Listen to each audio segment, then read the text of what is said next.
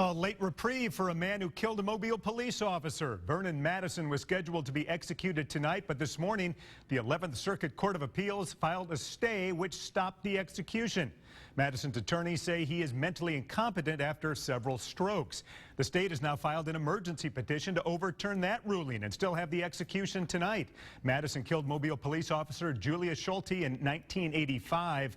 One of the men who worked under Schulte in the police department is now Mobile County Sheriff Sam Cochran, who remains confident that Madison eventually will be put to death. I think he will be. I would like to think we've stood patiently by and, just trusted in the justice system. But that justice system has moved very, very slowly. Julius Schulte has been dead for more than 31 years now.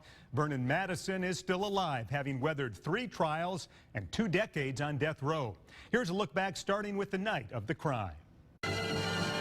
From the Gulf Coast leading news station, WKRG TV. It was April 18th, 1985. Corporal Julius Schulte suffered 2 gunshot wounds to the left side of the head tonight.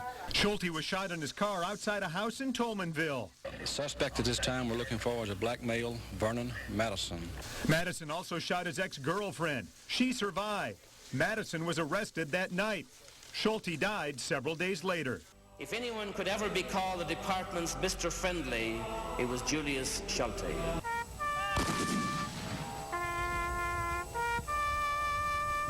Vernon Madison was tried and convicted in 1986 by an all-white jury. Because of just where we are in Mobile, Alabama, it's just going to be that way.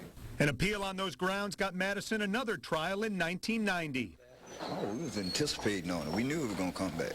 This man murdered a police officer in front of 5 people. His fingerprints were on the dead officer's car, and he said, "I killed a cop." It's just bunk. Madison was again convicted. His mother prayed for him. And everything here is Satan, but God got all power. Schulte's widow thought it was over. Just to put this behind us and go on with our lives. But improper witness statements got the second capital murder conviction thrown out as well. A third and final jury convicted Madison in 1994. He's been on death row at Holman Prison ever since.